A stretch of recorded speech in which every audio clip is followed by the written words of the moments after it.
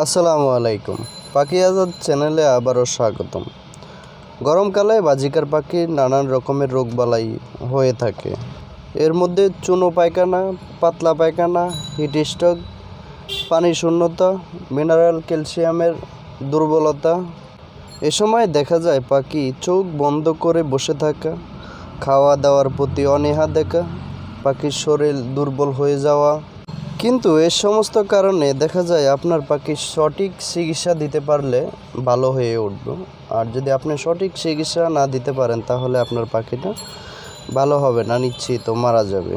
আজকে আলোচনা করব বাজিকার পাখি এই গরমে কিভাবে যত্ন নেবেন ও কোন কোন লক্ষণ দেখে পাখি অসুস্থ বুঝবেন এবং কেউ পাখির চিকিৎসা নিয়ে রোগবালাই ব্যাপারে আলোচনা করা হবে সম্পূর্ণ ভিডিওতে। তো আজকের ভিডিওটা আপনাদেরই জন্য। যদি ভিডিওটা ভালো লেগে থাকে একটা লাইক দিয়ে রাখুন, পরবর্তী ভিডিওর জন্য চ্যানেলটাকে সাবস্ক্রাইব করে রাখুন, সম্পূর্ণ ভিডিওর সাথে থাকুন। এই গরমে আমরা পাখির দিকে বেখেয়ালি না হয়ে পাখির দিকে যত্ন নেওয়ার চেষ্টা করব একটু বেশি পরিমাণে।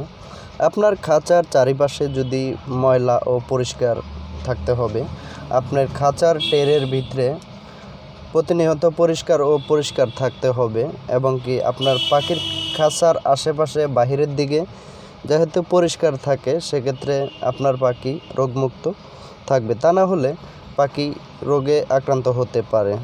আপনার পাখির খাঁচায় যেতে সরাসরি রোদ না এসে পড়ে, যাতে 1 ঘন্টা আধা ঘন্টার বেশি রোদ না থাকে। তারপরে আমরা গরমকালে তেল বীজ 50% করে দিব, তেল বীজ কমিয়ে দেওয়ার চেষ্টা করব। গরমে শাকসবজি, ফল আদি আপনার পাখিকে কোষ্ঠকাঠিন্যর হাত থেকে রক্ষা করে এবং কি পাতলা পায়খানা যে কোনো সমস্যার হাত থেকে শাকসবজি নিরাপদ কাজ করে থাকে। চুনা পায়খানা, অতিরিক্ত গরমে চুনা পায়খানা একটি কমন রোগ বাজিকার পাখির জন্য। গরমে পাখির খাবার প্রতি অনীহা দেখা দেয়, তখনই পাখি চুনা পায়খানা করে। চুনা পায়খানা সংক্রামিত রোগটি যদি হয়ে যায় তখনই আপনি পাখিকে ওট স্যালাইন খাওয়াইতে পারেন বা পাখির স্যালাইন খাওয়াইতে পারেন। যদি দেখেন তারপরেও পাখি সারছে না, তখনই আপনি তাকে মেডিসিন কোর্স করাতে হবে। আমরা মেডিসিন যেই তালিকায় যেটি রেখেছি সেটি হলো EOSB30। এটা হলো 5 থেকে 7 দিন ব্যবহার করবেন 1 লিটার পানি দিয়ে সাথে। আর ব্যবহার করবেন ইলেকট্রোমিন, এটাও 1 লিটার পানিতে 1 ml দিয়ে 5 থেকে 7 দিন ব্যবহার করবেন। তবে একটি জিনিস আপনি খেয়াল রাখতে হবে, আপনার বাজিকার পাখি যদি না খায় সেক্ষেত্রে আপনার পাখিটা মারা যাবে। সেক্ষেত্রে আপনি আপনার পাখিকে হ্যান্ড ফিডিং করাতে হবে। হ্যান্ড ফিডিংয়ের সাথে আপনি তার মেডিসিন মিক্স করে নিতে হবে, পরিমাণ মতো মিক্স করে নিয়ে তাকে এইভাবে খাওয়াতে হবে। আর যদি আপনি না খাওয়ান, পাখিও না খায়, সেক্ষেত্রে আপনার এই পাখিটা মারা যাওয়ার সম্ভাবনা 99% থাকে। পাখির জন্য গরমে আরও একটি কমন সমস্যা, সেটি হলো সবুজ পায়খানা। বিভিন্ন কারণে সবুজ পায়খানা হয়ে থাকে, আর সবুজ পায়খানা কঠিন একটি সমস্যা। আপনার পাখির সবুজ পায়খানা যদি হয়ে যায় সেক্ষেত্রে আপনার করণীয় কী? আপনি যদি সবুজ শাকসবজি খাইয়ে থাকেন, সেক্ষেত্রে যদি আপনার পাখি সবুজ পায়খানা করে থাকে সেটা কোনো সমস্যায় পড়বে না, এটা আস্তে আস্তে সেরে যাবে।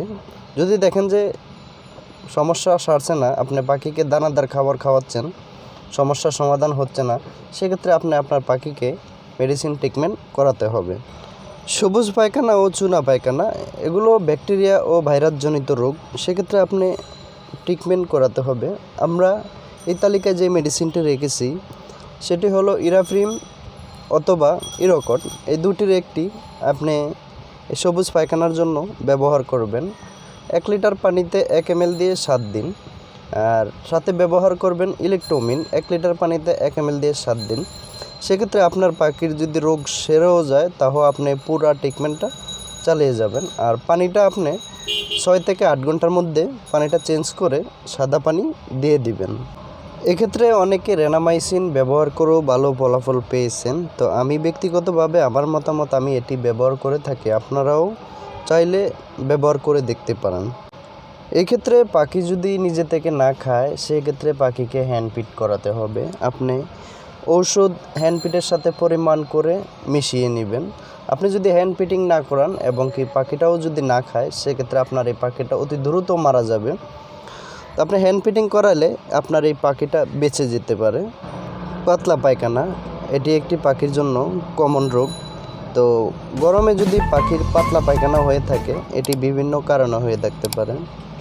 আপনার পাখি যদি দীর্ঘদিন কৃমির কোর্স না করিয়ে থাকেন, সেক্ষেত্রেও পাখির পাতলা পায়খানা হতে পারে।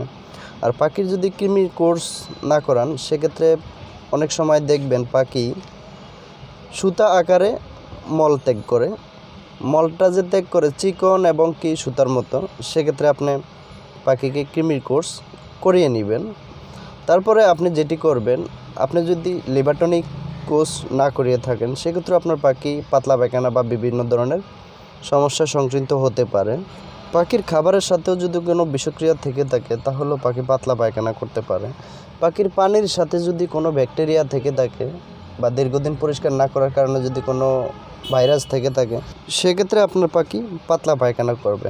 আপনি যদি পাখিকে বাড়িতে করে পানি দেন, ওই বাড়ির ভিতরে পাখি যদি মল ত্যাগ করে, আর ওই মল ত্যাগালা পানিটা যদি পাখি খেয়ে ফেলে, সেক্ষেত্রেও পাখি আপনার পাতলা পায়খানা করতে পারে। সেক্ষেত্রে অতি গরমের কারণেও দেখা যাচ্ছে আপনার পাখি পাতলা পায়খানা করে থাকতে পারে।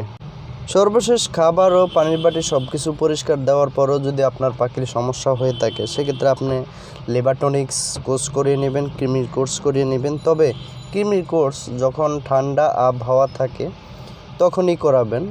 আর আপনার এখনই যদি দরকার হয়ে পড়ে, সেক্ষেত্রে আপনি যেটি করবেন, রাতের বেলা ঠান্ডা থাকে, আপনি আগের দিন 5টা বাজে পানিটা নামায় রাখবেন। একবারে আজানের সময়, সকালে আজানের সময় পানিটা দিয়ে দিবেন। এই পানিটা 10টার মধ্যে সরিয়ে ফেলবেন। এটা হলো এই গরমের জন্য সময়টা বেঁধে দেওয়া হলো। অবশ্যই সুস্থ পাখিকে কৃমির কোর্স করাবেন, অসুস্থ পাখিকে কৃমির কোর্স করাবেন না। এক্ষেত্রে আপনার পাখিটি আরও বেশি পরিমাণে অসুস্থ হয়ে যেতে পারে এবং কি আপনার এই পাখিটা মারাও যেতে পারে। আপনার পাখির যদি কৃমি হয়ে থাকে, সেক্ষেত্রে দেখবেন পাখি যখন মলত্যাগ করব, পানি পানি সুতার মতো পেঁচানো। এই গরমে পাখি হিট স্ট্রোক করতে পারে। এক্ষেত্রে আপনি আপনার বাসার পাখির রুমের টেম্পারেচার ঠিকমতো দেখবেন এবং কি পাখিকে প্রতিনিয়ত গোসল দেওয়ার চেষ্টা করবেন। তাহলে আপনার পাখি রোগমুক্ত ও সম্পূর্ণ সুস্থ থাকবে। এই গরমে পাখিকে পলা দিয়ে শাকসবজি খাওয়াইতে পারেন। শাকসবজি পলা দিয়ে পাখির শরীরকে ঠান্ডা রাখে এবং কি হিট স্ট্রোকের হাত থেকে রক্ষা রাখে।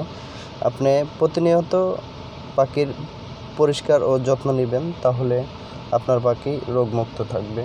পাখি আজাদ চ্যানেলের পর্ব আজকে এখানেই শেষ করলাম। সম্পূর্ণ ভিডিওর সাথে থাকবেন, একটি লাইক দিয়ে রাখবেন। পরবর্তী ভিডিওর জন্য চ্যানেলটাকে সাবস্ক্রাইব করে রাখবেন।